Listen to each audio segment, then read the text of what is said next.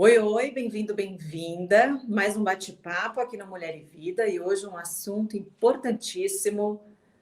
Vamos falar de educação. E a gente sabe que o ensino público no Brasil ainda enfrenta sérios desafios e está a quilômetros de distância da educação praticadas em países consideradas grandes potências educacionais. Minha convidada muito especial, educadora, pedagoga e ex-secretária de Educação do Estado de São Paulo, Rose Neubauer, vai nos ensinar, nos explicar como, afinal de contas, termos um ensino de qualidade. Essa busca é constante, ela não para.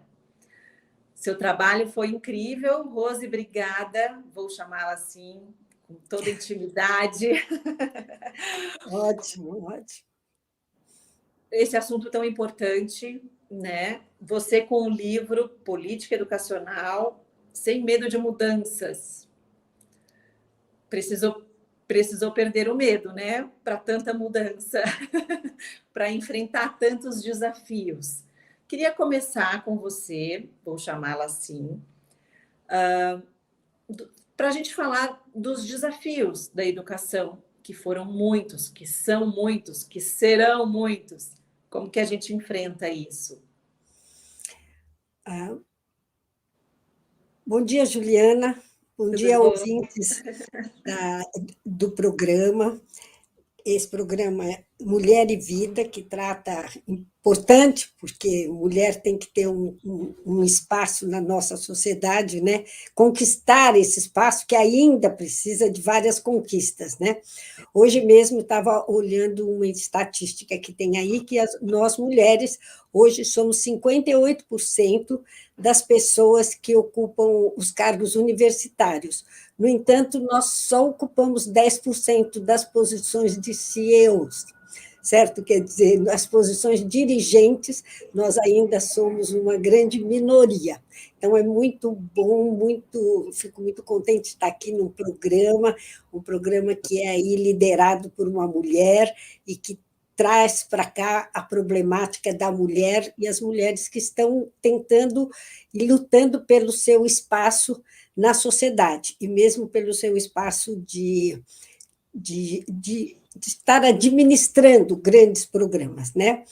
Eu tive a honra e a felicidade de ter a confiança do governador Mário Covas durante 8 anos para dirigir a Secretaria da Educação, que sempre foi, no passado, uma secretaria dirigida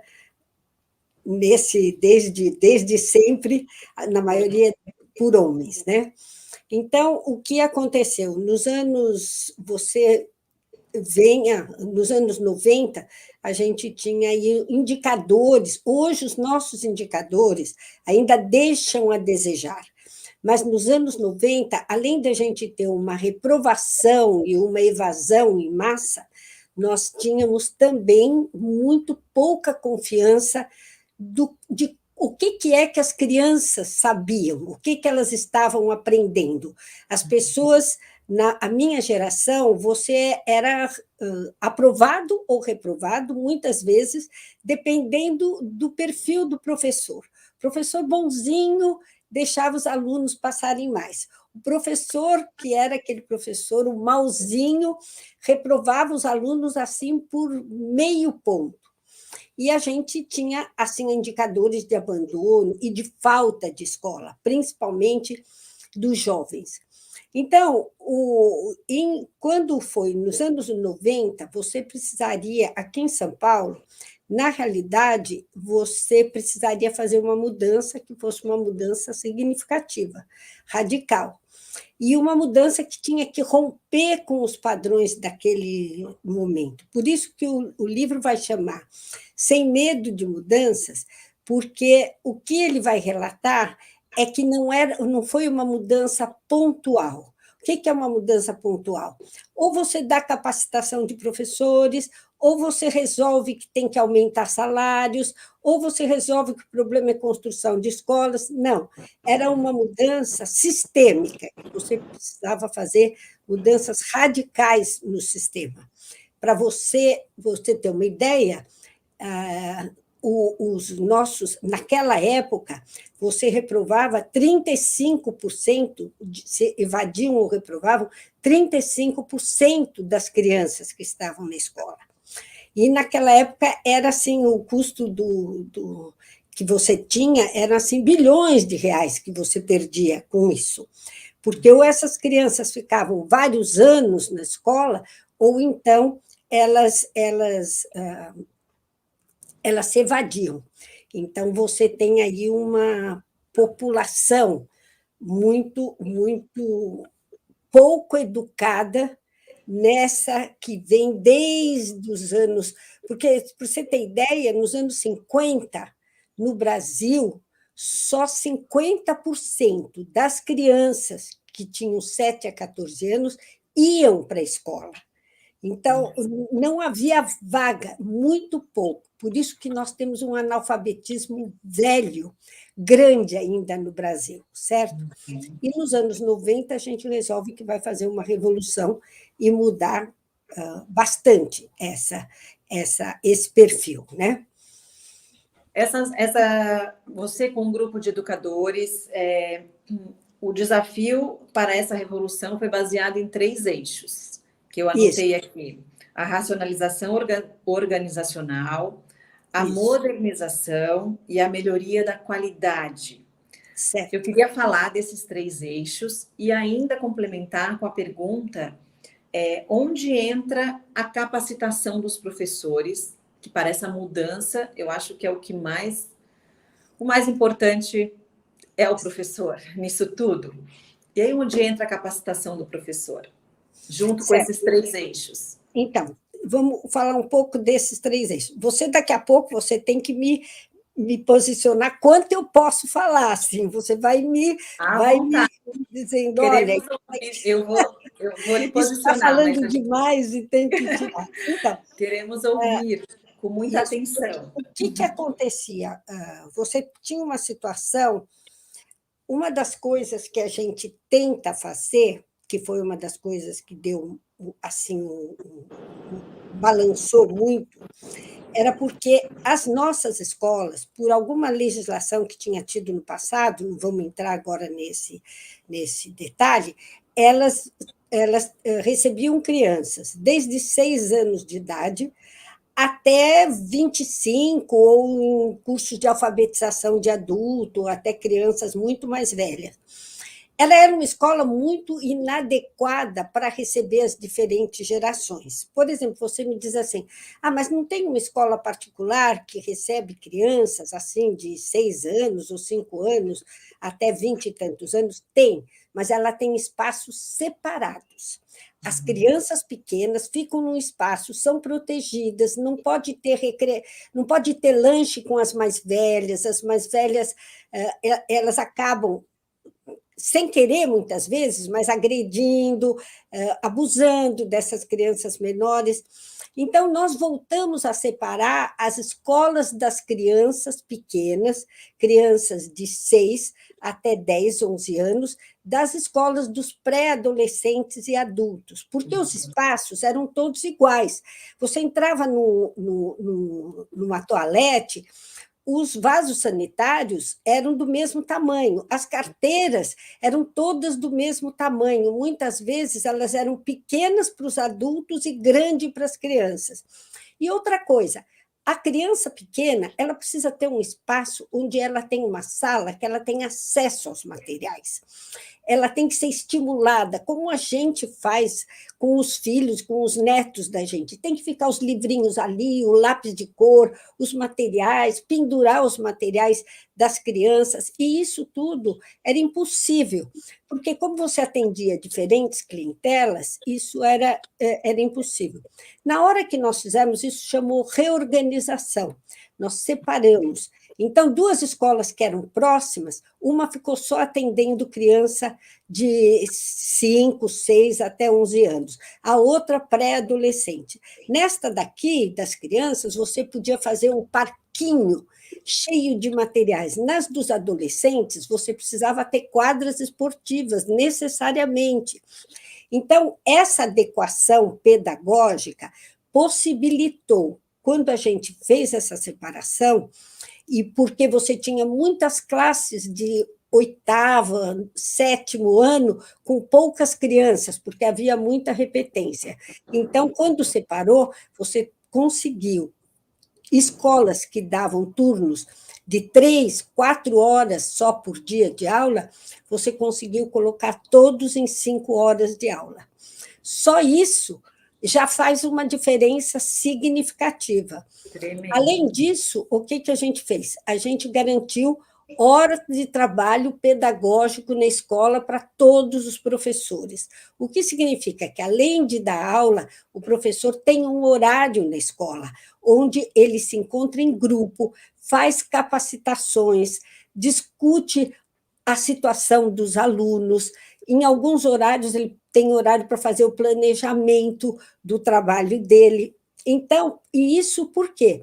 Porque nós conseguimos colocar as escolas só em 2 turnos diurnos. Certo? Então, 5 horas, onde a criança ficava das 7 ao meio-dia e o outro grupo ficava da 1 às 6. Essas crianças, o que a gente conseguiu introduzir?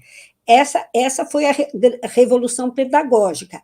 Nesse horário, da meio-dia a 1 hora, as crianças que tinham problema de aprendizagem ficavam 1 hora mais para fazer reforço. E as que entravam a 1 hora da tarde, elas vinham ao meio-dia para fazer esse reforço.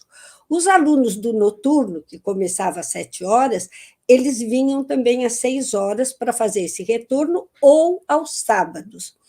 Com isso, certamente, isso possibilitou uma queda nos indicadores de repetência, de evasão, porque a criança ficava mais tempo na escola e era melhor atendida na escola. Logicamente que esse horário, ele tinha um pagamento adicional para esses professores que ficavam nesse horário.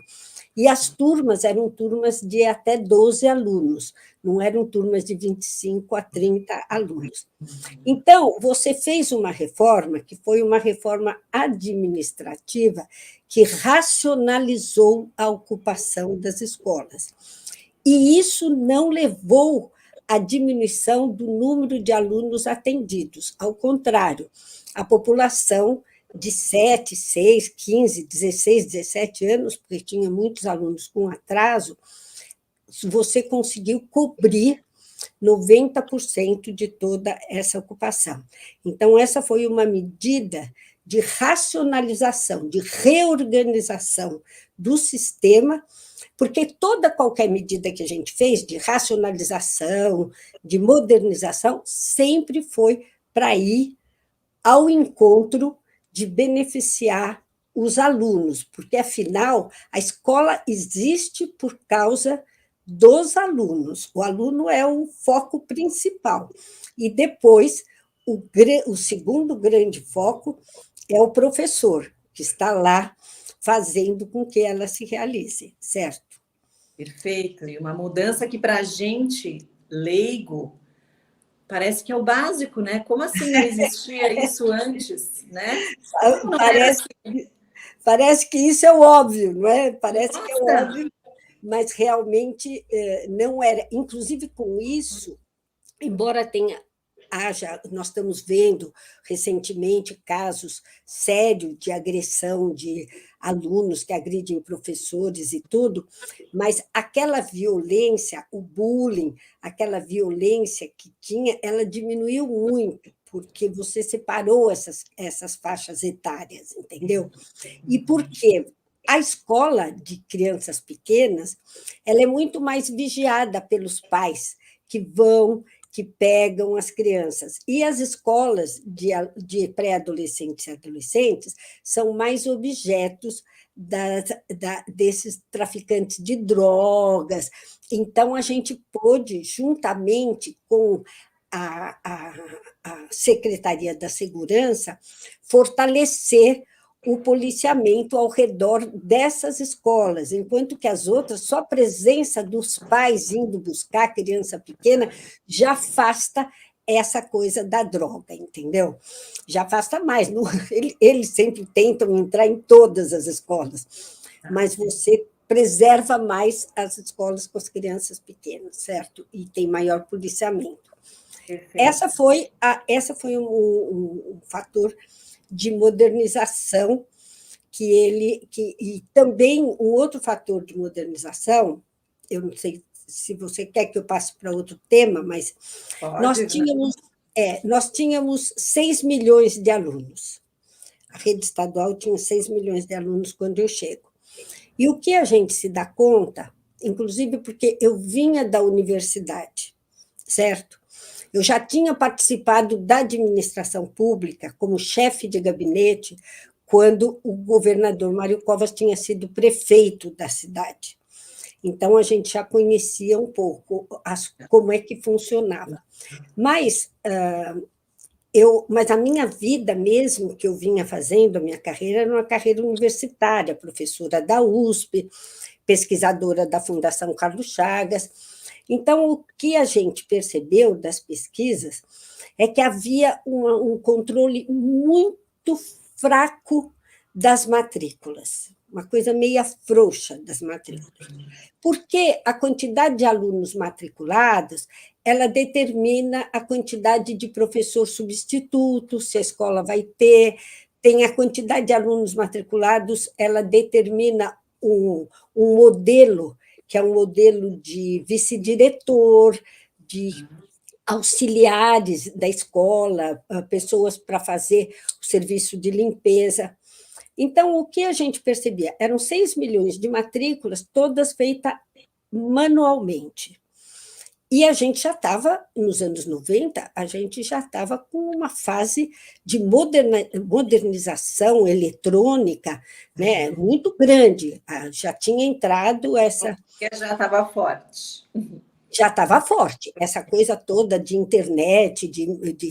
Então, o que a gente faz? Logo no primeiro ano que a gente chega, a gente já começa um processo de informatização das matrículas, porque as diferentes diretorias de ensino, elas até tinham informática, essa coisa, mas cada uma tinha um programa diferente.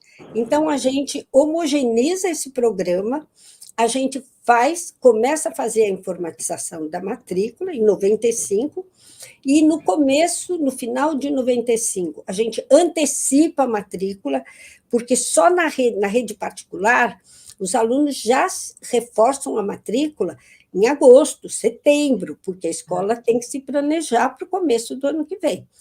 Nas redes públicas, era no final do ano, dezembro, janeiro. Então, quando começavam as aulas, você tinha problema de escola que tinha fila, escola que não tinha carteira. Então, o que a gente faz? A gente informatiza, começa a informatização cedo, em agosto. Quando chega no final do ano, a gente descobre que, na hora que a gente coloca isso tudo informatizado, havia 200 mil alunos matriculados em 2 escolas, certo? Quer dizer, na realidade, existiam 200 mil alunos fantasmas.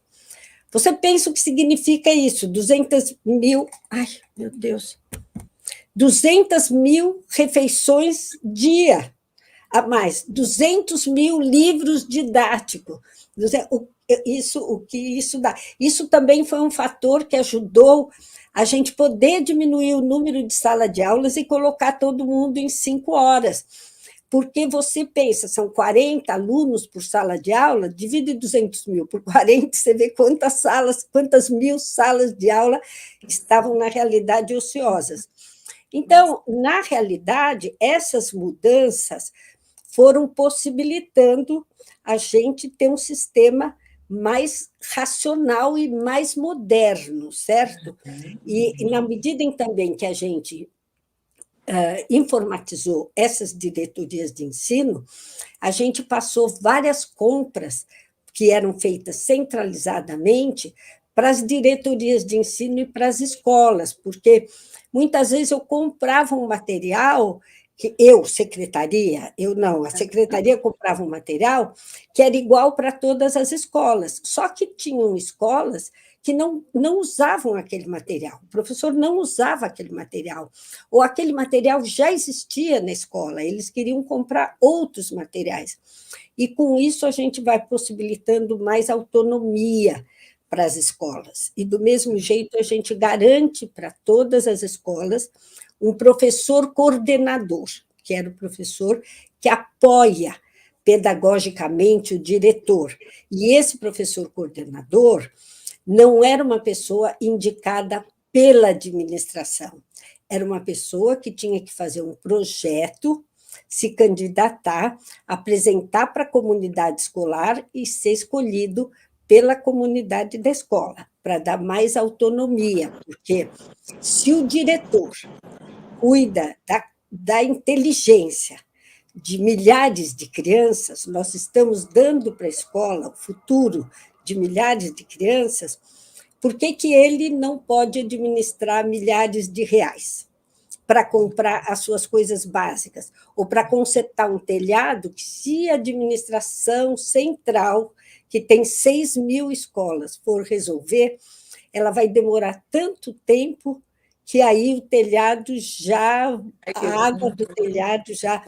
Então, todas essas medidas foram medidas de modernização, foram medidas de desconcentração, dar maior poder para a ponta, para quem pode resolver mais rapidamente lá na ponta, onde estão os alunos. Porque se você pensar que aqui, o estado de São Paulo tem escolas que estão a 600 quilômetros da capital.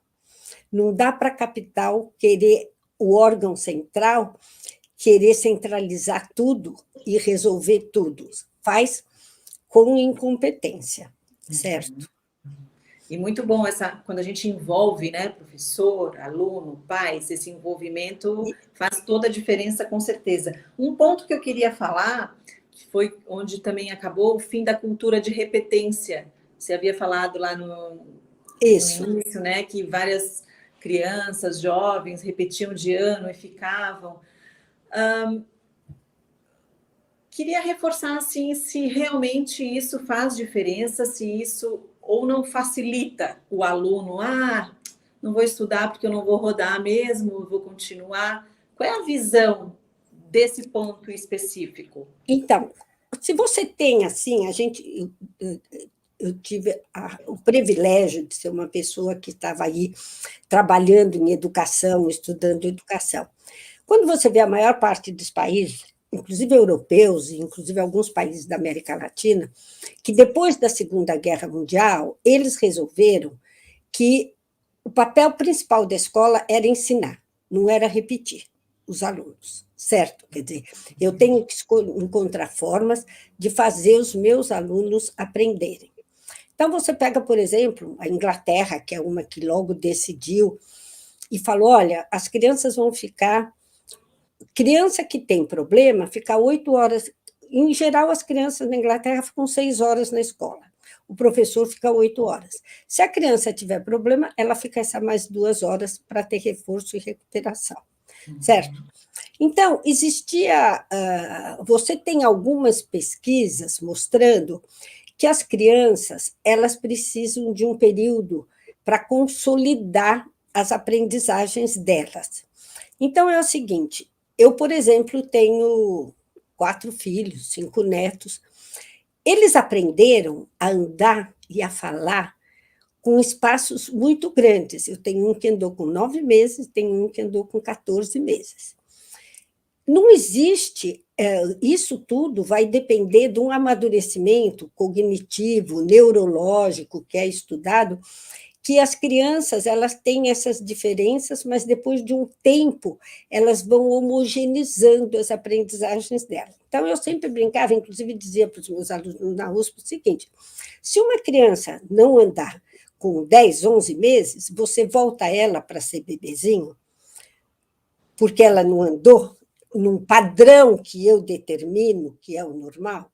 Isso acontece com o desenvolvimento cognitivo das crianças também, o desenvolvimento da inteligência, da estimulação. O problema é que as escolas elas tinham práticas, primeiro porque existia, na nossa sociedade existia uma cultura muito grande de que o professor que reprovava era o professor bom.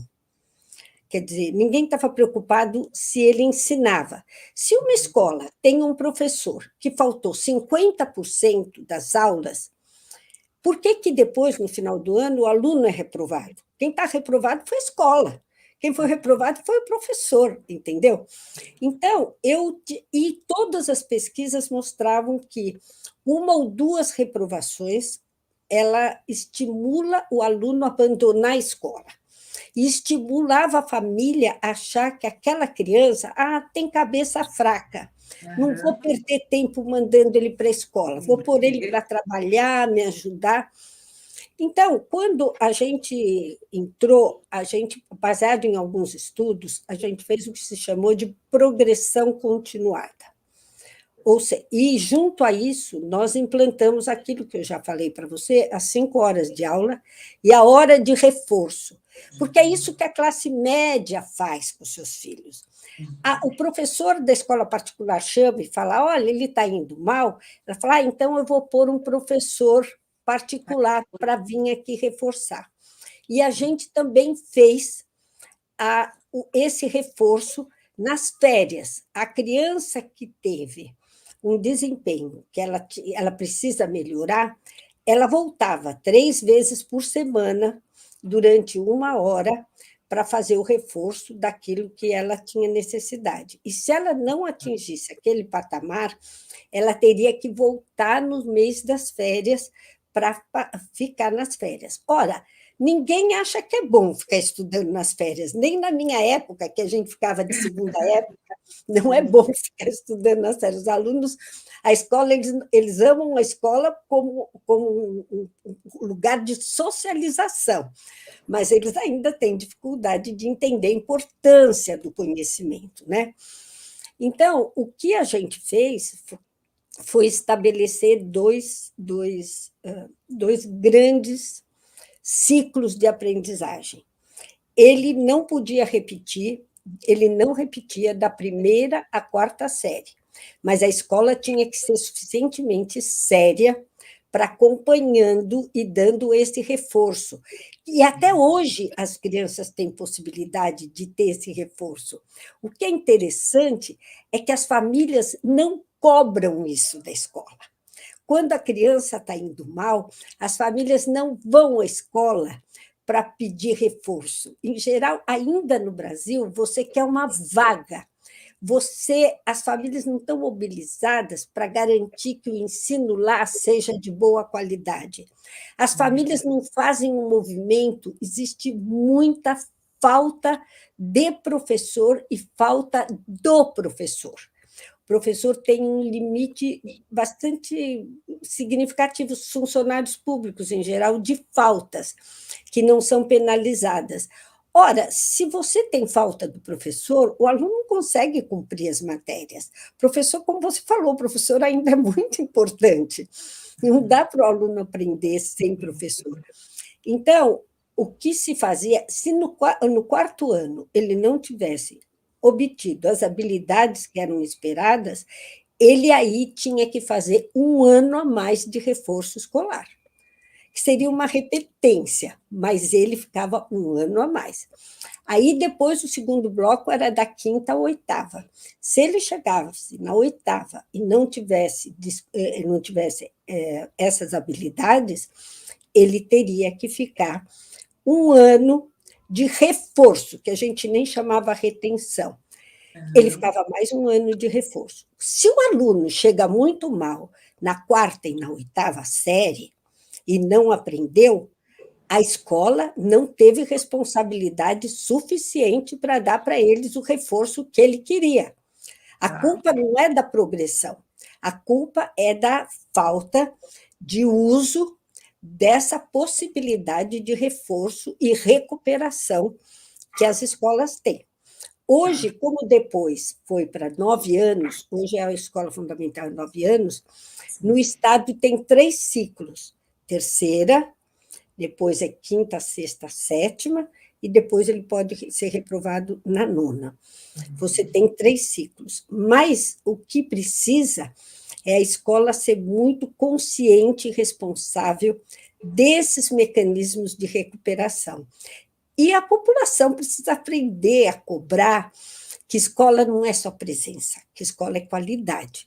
Se está havendo algum problema lá, o filho dela tem direito a reforço e a recuperação. Ela não precisa pagar o professor particular como vai fazer. O que aconteceu é que, depois da nossa administração, as entidades de classe fizeram uma pressão para as escolas não ficarem abertas nas férias. E aí a administração seguinte tirou a escola nas férias, que eu acho que é uma coisa muito importante, e não só para a criança ir comer. Ela tem que ir nas férias para recuperar, para ver tudo que ela não aprendeu.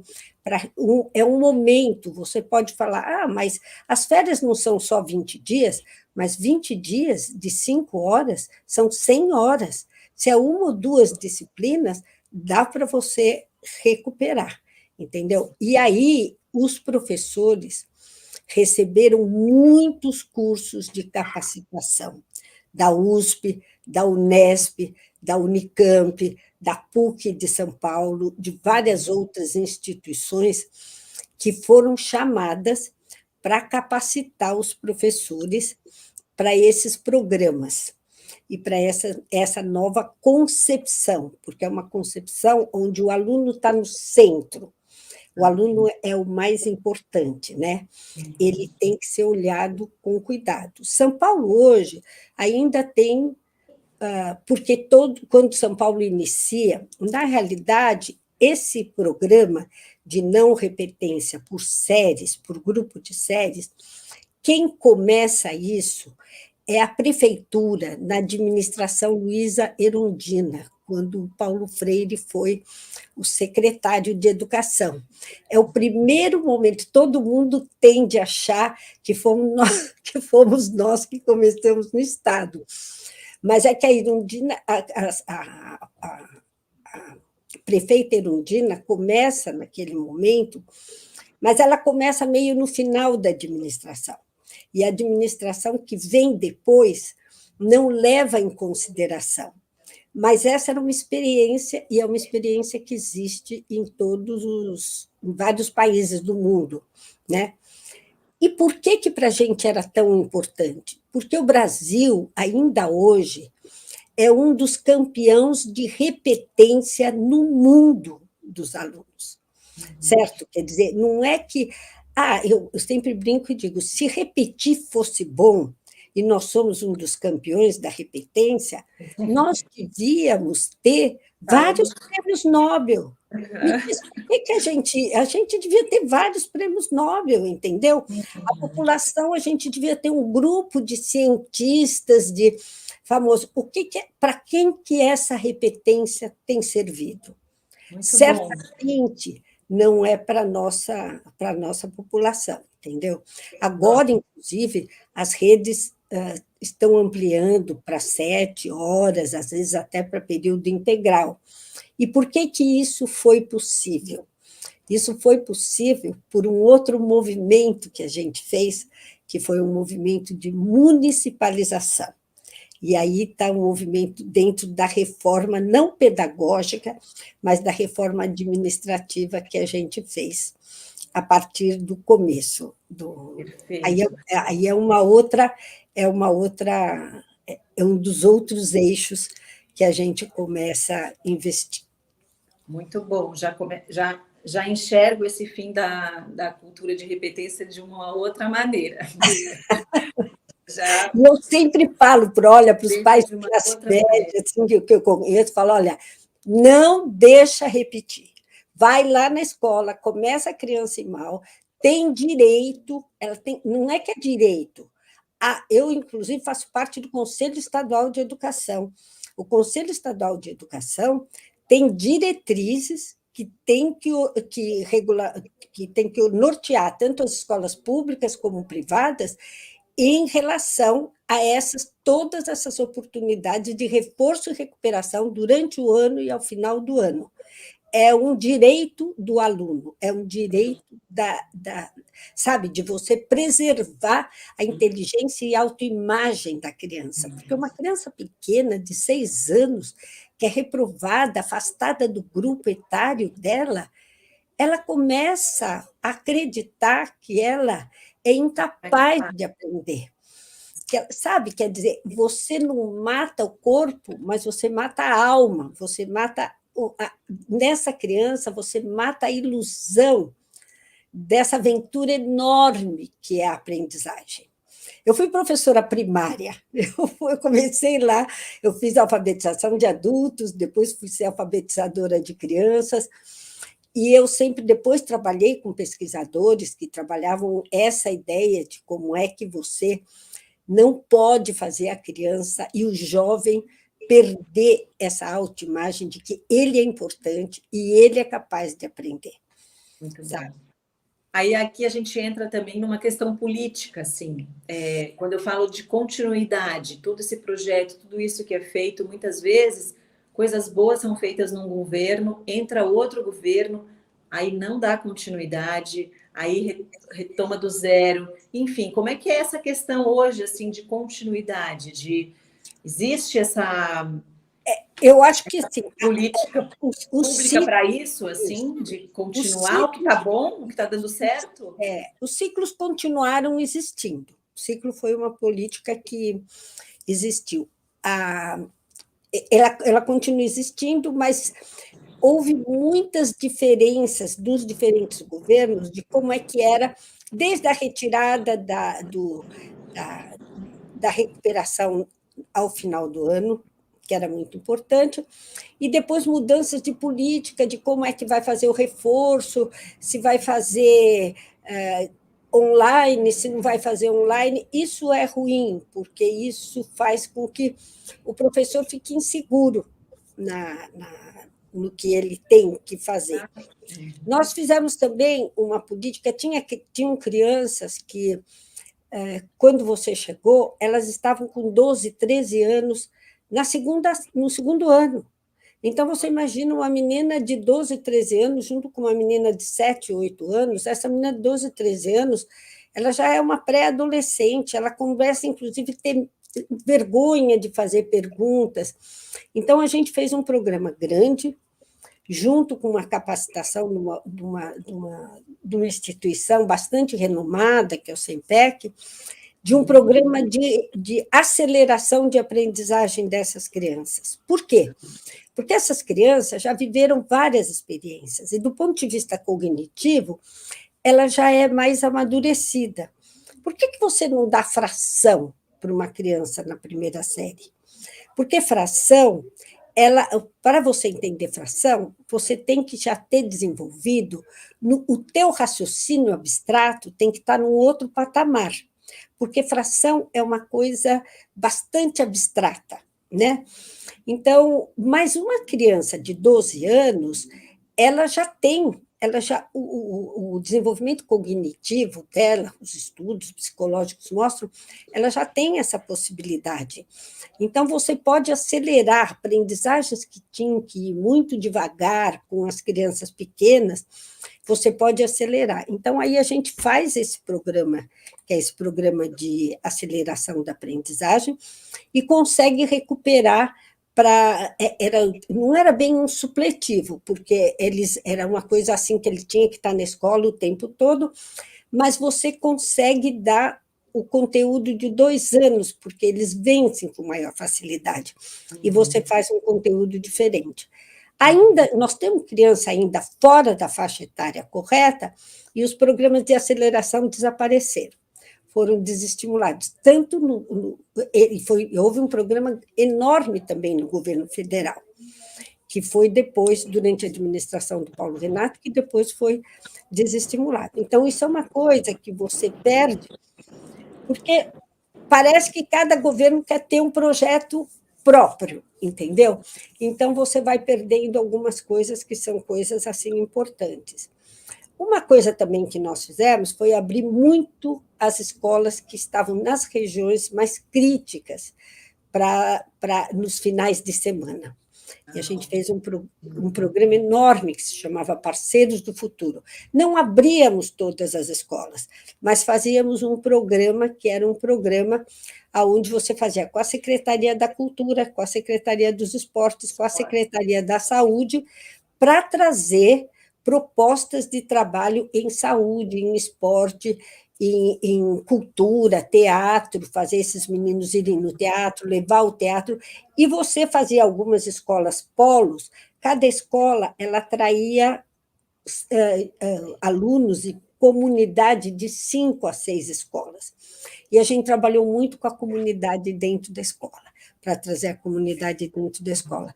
Esse programa depois se transformou numa bolsa de estudos, em vez de vir com os profissionais da cultura, bolsas de estudo para alunos universitários. Só que esses alunos universitários, eles iam lá para poder ganhar bolsa, não tinha um programa específico, eles não estavam envolvidos. Então, esses programas perderam muita qualidade, entendeu? E que foi uma coisa muito importante para trazer, porque você precisa, hoje, o jovem, lógico, nós estamos aqui falando, o mundo hoje é diferente lá de 95. Os meios de comunicação de massa, os streaming, tudo que aconteceu, eu sou muito, muito, muito fã dessas coisas, eu sou fã do chat GPT, porque eu acho que o mundo tem que ir para frente, não tenho medo dessas coisas, eu acho que esse é o caminho do futuro. Mas hoje o jovem ele tem muito acesso à informação fora. Se a escola não for dinâmica, se a escola não oferecer momentos daquilo que a gente chama de protagonismo de jovem, em vez de você dar uma aula de português chata, com catacrese, com coisas desse tipo, faz esses jovens escreverem uma peça de teatro, eles leem um livro, fazem uma peça de teatro deles, eles têm que ser muito protagonistas, porque nós estamos ainda com indicadores de evasão grande no ensino médio. E esse jovem, se ele não termina o ensino médio, ele tem uma possibilidade menor de ter um bom emprego. Ele tem os jovens que não conseguem passar pelo ensino médio, eles têm percentuais maiores de envolvimento com violência, com droga, com gravidez precoce. Então, você ter uma ideia, nós aumentamos em 1.200.000 vagas no ensino médio, naquele período que nós estivemos. Então, isso para trazer o jovem, e não trazer o jovem de uma forma burocrática, de uma pedagogia antiga. Eram propostas de pedagogia ativa, era proposta de protagonismo do jovem, estimular os clubes, esses clubes... Né? Atualizar a escola, atualizar a mesma linguagem, né? Fazerem jornais. Olha, você vê, coisa mais importante é o jovem fazer um jornal, numa escola, um grupo de jovens, contando o que está acontecendo. O que está acontecendo no mundo lá fora? O que é a guerra da Ucrânia? Entende? E é muito melhor do que você ficar dando tarefas que são tarefas rotineiras, tarefas que eles realmente não conseguem entender como ela é importante na vida deles. Você quer ver hoje? A nossa vida é física. A física está em todas as nossas vidas. Nós falando aqui na internet, um foguete que vai à Lua. Então, eu tinha um filho que era um surfista ótimo, e era um péssimo aluno em física. Então, eu falava, por que esses professores não mostram como é que um rapaz de 80 quilos consegue ficar na água parado, sem afundar? É um fenômeno físico, não é? É um fenômeno que está envolvido aí a velocidade. Então, você entende? E por isso que a gente fez muita capacitação dos professores, porque você tem que trazer essa realidade para dentro da escola. E nós fizemos também uma coisa que era assim, as universidades, elas inscreviam as propostas de cursos que elas queriam dar. E as nossas, que se chama diretoria de ensino, cada diretoria de ensino, o Estado tem aí, elas têm um agrupamento de escolas. Elas viam, nós introduzimos a avaliação anual, elas viam os resultados da avaliação e aí elas escolhiam a capacitação de acordo com o resultado da sua avaliação. Então, não adianta eu dar uma avaliação igual para todas as escolas. Uma escola está com problema em matemática, outra escola está com problema em língua portuguesa, sabe? E isso foi uma coisa também que foi muito diminuído, essa autonomia das escolas para ser também protagonista da sua capacitação. Escolher qual é a capacitação que ela deseja. Porque, lógico, para você melhorar esse desempenho do aluno, você tem que ter um professor que vá se preparando. A gente mudou bastante a carreira também, porque antes a carreira era só por anos de serviço, e aí a gente introduziu, além de anos de serviço, a gente introduziu, para pesar na carreira, a capacitação, os cursos que eram feitos, porque é a especialização do professor na área que ele vai atuar, além de você, quando nós chegamos à carreira em São Paulo, tinha aquele salário básico e depois tinha, assim, um guarda-chuva de gratificações. E essas gratificações elas eram perdidas na hora que o professor se aposentava.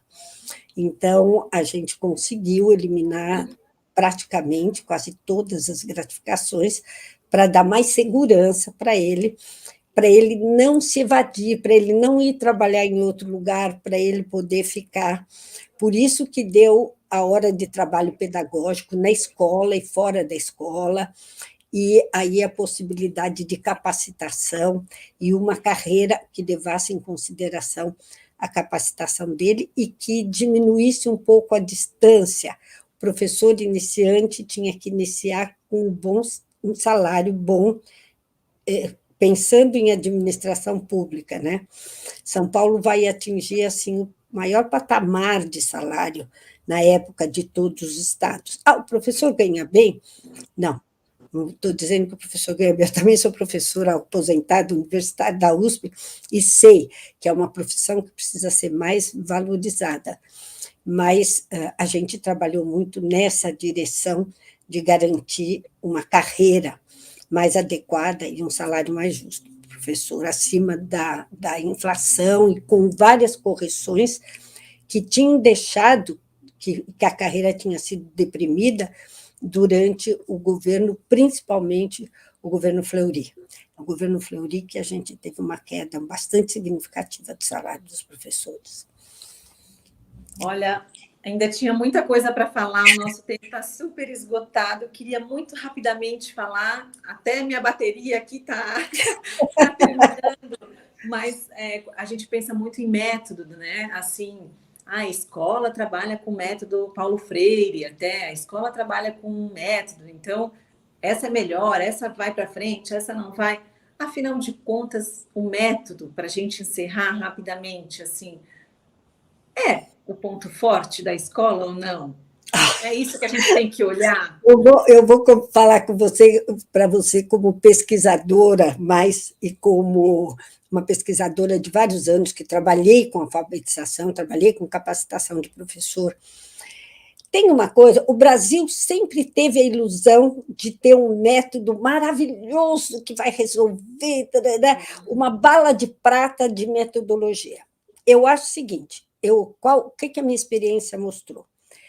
O que faz é menos importante o método e mais importante o domínio que o professor tem do método que ele vai trabalhar, certo? Quer dizer, nós vimos professores com chamados assim, o método da Emília Ferreira, que não é um método, usou alguns princípios, serem mal sucedidos e outros muito bem sucedidos.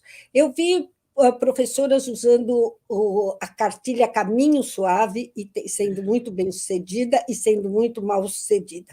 Então, eu acho que o professor precisa de duas coisas que é para dar certo. ele precisa conhecer, ter um bom domínio do método. E ele precisa acreditar que ele é capaz de organizar a sala de aula dele, estimular, trabalhar, e que todos os alunos são capazes de aprender. Não é porque tem que quebrar esse preconceito que tem, que porque o aluno é pobre, ele não aprende, porque o aluno tem uma outra, vem de um outro grupo racial que ele não aprende. Todas as crianças têm um potencial grande para aprender. Outro dia encontrei uma pessoa que me falou, olha, diz que alimentação escolar, a alimentação da casa afeta o cérebro da criança. Falei, olha, quando eu era pesquisadora, nós trabalhamos muito com o pessoal, por causa disso, nós trabalhamos muito com o pessoal de saúde. E o que eles disseram para a gente? O cérebro é o último lugar que o corpo atinge quando ele é muito desnutrido.